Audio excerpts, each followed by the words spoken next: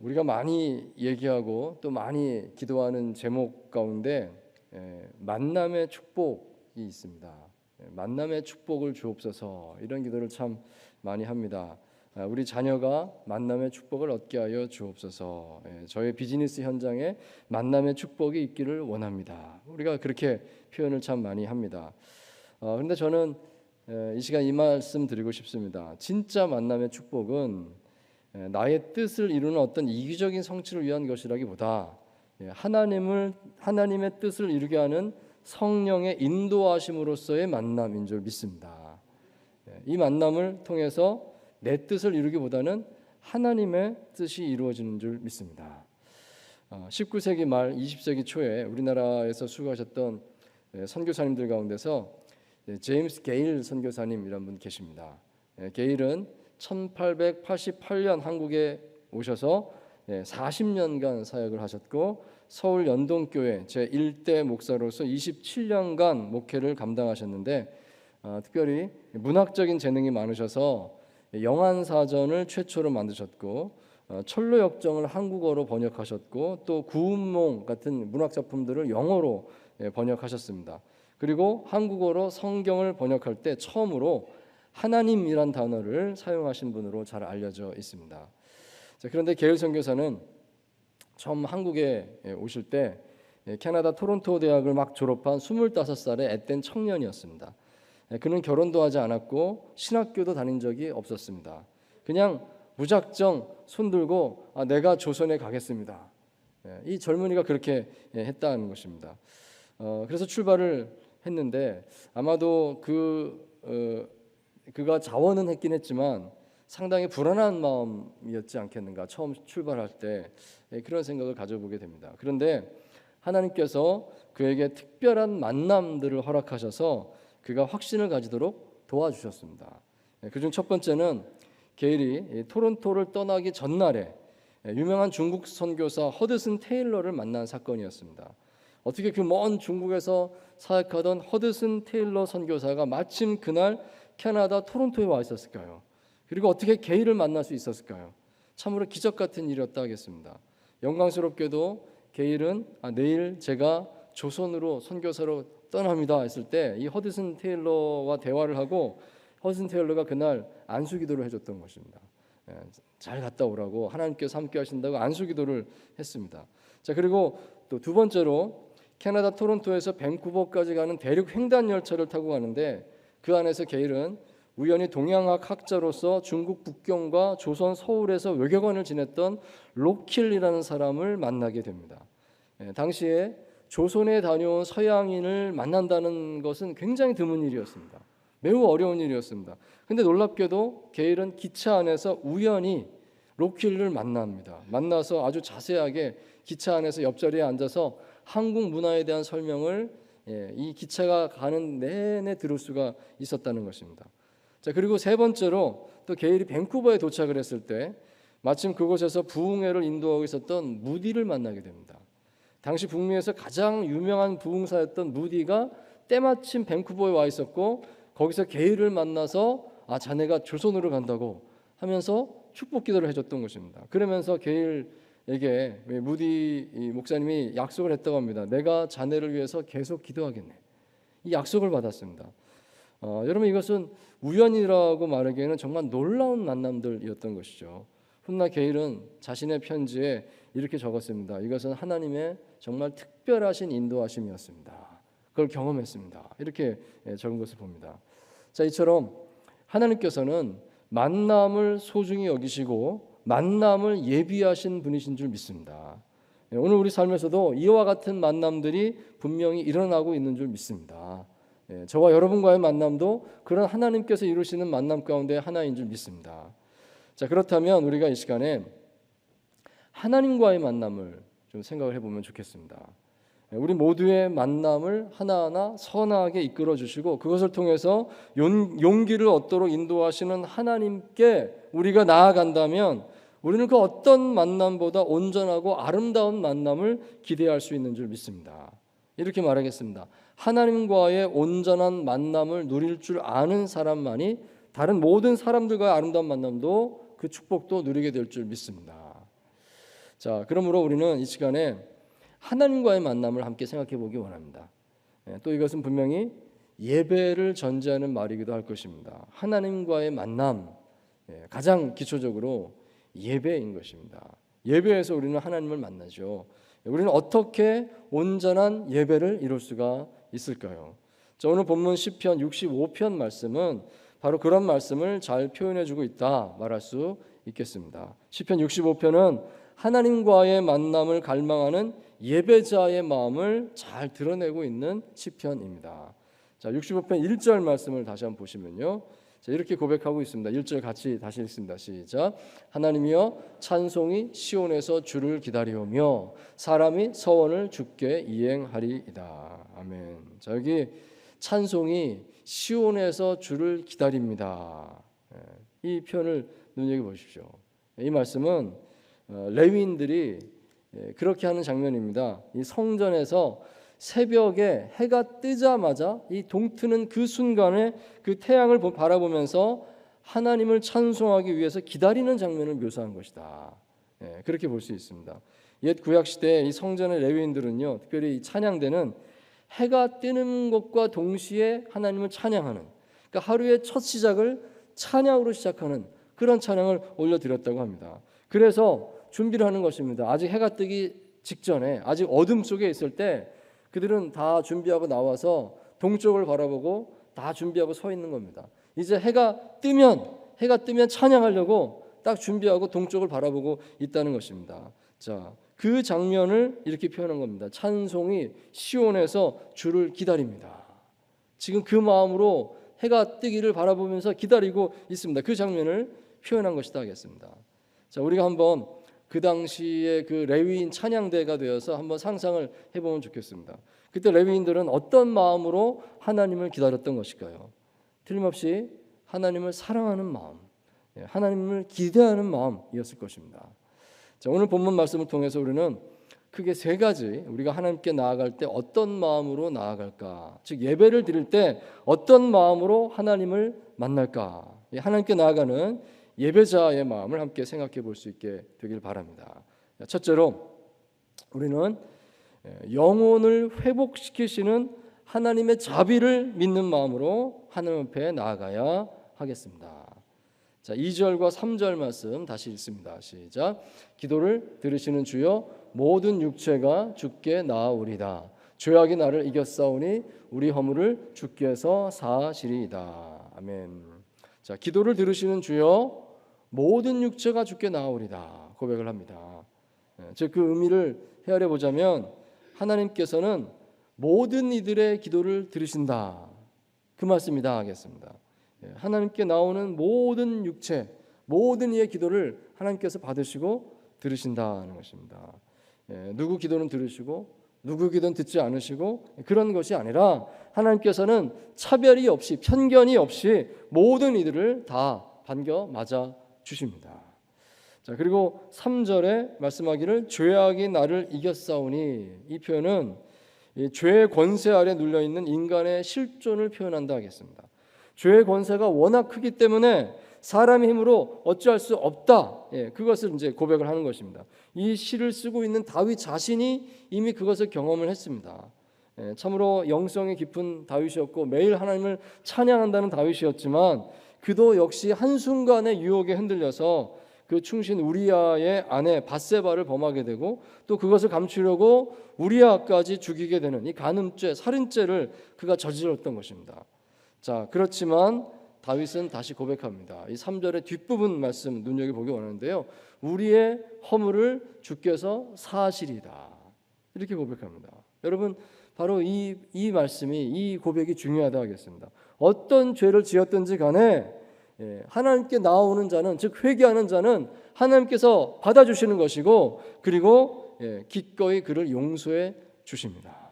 그것을 선언을 하고 있습니다. 다윗은 하나님 앞에 철저하게 회개했고 하나님의 용서를 경험했습니다. 그래서 누구든지 하나님께 나오는 자는 하나님이 받으실 것이고 하나님이 그를 들으시고 그를 용서하십니다. 이것을 고백을 하고 있는 것입니다. 우리 하나님은 모든 죄인의 회개 기도를 받으시고 능히 다 용서하시는 분이신 줄 믿습니다. 오늘 우리는 이것을 믿는 믿음으로 하나님께 나아갈 수 있어야 하겠습니다. 신약성경 마가복음 5장에 보시면 12년 동안 혈루증을 앓아서 절망에 빠져 있었던 한 여인이 예수님 뒤로 몰래 다가가서 예수님의 옷자락을 만지고 치유받는 사건이 기록되어 있습니다. 수많은 사람들이 밀고 당기고 예수님의 몸에 그 몸이 닿았습니다. 사람이 너무 많았으니까 막 걸어가면서 막 알게 모르게 예수님 손에 몸에 막 몸이 닿았던 것입니다. 그런데 아무 일도 일어나지 않았습니다. 하지만 이 12년 혈루증을 앓았던 이 여인만큼은 내가 예수님의 옷자락에 손만 대도 치유될 것입니다. 그렇게 믿었습니다. 그 믿음으로 예수님의 옷자락을 가만히 만졌는데 실제로 치유가 일어났다 하는 것입니다. 그것이 거기 기록되어 있습니다. 자, 이 이야기는 오늘 우리에게 이런 메시지를 줍니다. 우리가 하나님께 나아갈 때 필요한 것은 믿음이라는 것입니다. 내가 어떤 죄를 범했을지라도 회개함으로 하나님 앞에 나아가면 하나님께서는 반드시 나의 기도를 들으시고 나의 죄를 사하시고 나를 치유하시는 줄 믿습니다. 우리가 그 믿음으로 주님 앞에 나가설 수 있게 되기를 바랍니다. 자, 두 번째로 또 우리는 우리에게 평안을 주시는 하나님을 기뻐하는 마음으로 하나님 앞에 나아가야 하겠습니다. 자, 5절 말씀 다시 한번 같이 읽습니다. 시작. 우리 구원의 하나님이시여 땅의 모든 끝과 먼 바다에 있는 자가 의지할 주께서 의를 따라 어미하신 일로 우리에게 응답하시리이다. 아멘. 자, 우리 하나님 어떤 분이십니까? 여기 본문에 이렇게 표현하고 있습니다. 우리 하나님은 땅의 모든 끝과 먼 바다에 있는 자가 의지할 주님이십니다. 그렇게 고백하고 있습니다. 땅의 모든 끝과 먼 바다에 있는 자가 의지할 주께서 의를 따라 어미하신 일로 우리에게 응답하심을 믿습니다. 그렇게 고백합니다. 자, 그리고 6절 7절 말씀에도 보시면 또 이렇게 말씀합니다. 주는 주의 힘으로 산을 세우시며 권능으로 띠를 띠시며 바다의 설렘과 물결의 흔들림과 만민의 소유까지 진정하시나이다. 아멘. 자, 하나님은 어떤 분이십니까? 하나님은 능력으로 산을 세우시고 바다의 설렘과 물결의 흔들림과 만민의 소유까지도 진정시키신다 말씀하고 있습니다. 여기 본문에 산과 바다의 흔들림 이것을 말하거든요. 산이 막 요동치고 바다가 막 흔들리고 이것을 하나님께서 진정시키십니다 말씀하는데 이 요동치는 산, 이 요동치는 바다 이것이 무엇을 뜻할까? 이것은 이 세상을 의미한다 하겠습니다. 이 세상이 요동치고 지금 흔들리고 있습니다. 그때도 그랬고 오늘날도 그렇다 말할 수 있습니다. 자, 그런데 하나님께서 그것을 세우시고 그것을 진정시키셨다. 이렇게 말씀하고 있습니다. 자, 왜 그렇게 하셨습니까? 하나님께서 세상에 평안을 이루시는 줄 믿습니다. 세상이 평안하지 못합니다. 막 요동치고 흔들리고 있어요. 이걸 누가 붙잡고 있습니까? 하나님께서 붙잡으신다는 것입니다. 하나님께서 세상에 평안을 이렇게 이루고 계신 줄 믿습니다. 그것을 말씀하는 겁니다. 제가 오래전에 제주도에 청년들과 함께 단기 선교를 간 적이 있었는데요. 제주도의 어느 시골 마을에 가서 이제 그 마을에 여러 집들 다니면서 도배를 해주는 그런 봉사 활동을 했었습니다. 그러다가 이제 그 시골 교회 그 여자 전도사님이 혼자 사역을 하고 계셨는데 그 여자 전도사님의 집도 우리가 수리를 해드리고 또 도배를 하고 이제 그런 일을 했었습니다. 그때 그 여자 전도사님의 집을 수리하면서 이 벽에 걸린 사진을 한 장 보았습니다. 어떤 작품 사진 같은 그런 사진이 벽에 이렇게 걸려 있었는데요. 이런 사진이었습니다. 작은 나룻배가 한 척 보이고 그 사진의 배경이 이제 막 폭풍이 지나간 듯한 고요함이 느껴지는 그런 배경이었습니다. 그리고 그 배에서부터 육지까지 땅까지 밧줄 하나가 이렇게 쭉 묶여져 있는데 그 밑에 이렇게 적혀 있는 것이 보였습니다. 영어로 적혀 있었는데요. The boat is still there. 아마 제 기억이 그렇습니다. 그 배는 아직 거기에 있습니다. 이런 짧은 글귀였습니다. 그걸 보면서 생각하게 됐습니다. 아, 그렇구나. 이 폭풍이 막 지나갔는데 이 배가 안전하게 거기 남아 있구나. 지금 그것을 표현한 사진이구나. 이런 생각이 들었습니다. 이 폭풍 속에서도 이 배가 안전하게 거기 남아 있을 수 있는 이유는 밧줄에 이렇게 묶여 있기 때문입니다. 그것을 이 사진으로 이렇게 표현하고 있었습니다. 저는 그 사진을 보면서 이 제주도 그 시골 마을에서 홀로 사역하고 계시는 그 여자 전도사님의 그 마음이 느껴지면서 저에게 감동이 되었습니다. 하나님께서 붙들어 주셔서 저는 아직도 여기 있습니다. 이렇게 고백하는 것 같았습니다. 그러면서 제 마음속에 남는 감정은 평안이었습니다. 그 사진을 보는데요, 평안한 마음이 마음속에 들었습니다. 세상의 모든 판단, 비교, 가난, 외로움, 그런 것에 불구하고 나는 아직 여기 있습니다. 나는 아직 주의 손에 붙들려 여기 주의 뜻을 감당하고 있습니다. 내 영혼이 주의 손에 붙들려서 오늘도 이렇게 안전하게 거하고 있는 줄 믿습니다. 그 마음의 고백이 느껴지면서 제 마음이 평안해지는 것을 경험을 했습니다. 요한복음 14장 27절에 보시면 예수님께서 불안해하는 제자들을 위로하시면서 이렇게 말씀하셨습니다. 평안을 너희에게 끼치노니 곧 나의 평안을 너희에게 주노라. 내가 너희에게 주는 것은 세상에 주는 것과 같지 아니하니라. 너희는 마음에 근심하지도 말고 두려워하지도 말라.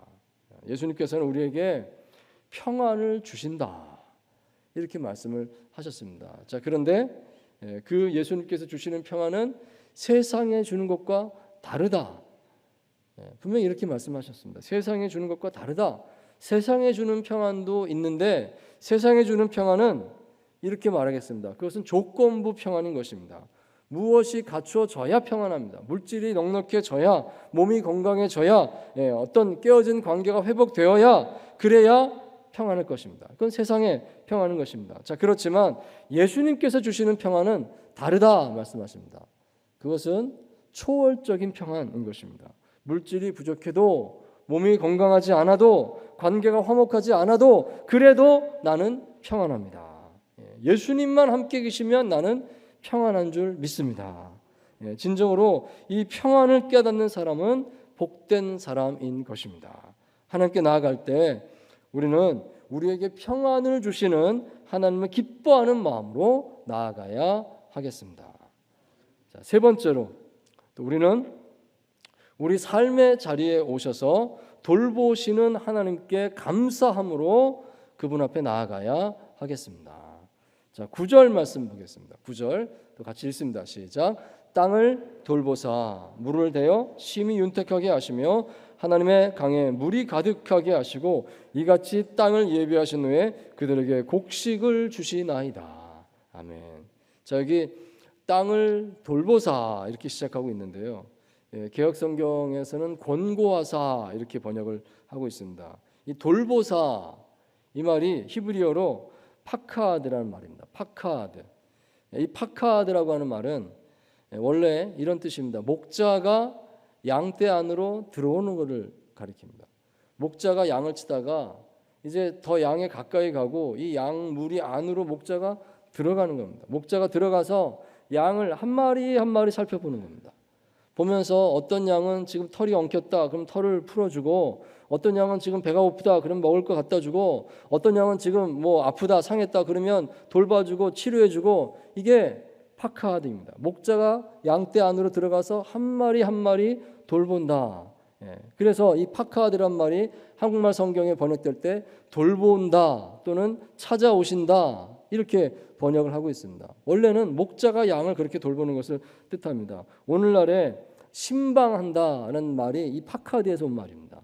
이 말이 신약에서 다시 또 영어로 번역돼서 오늘 우리나라 말에서는 신방한다 이렇게 번역을 하고 있는 것입니다.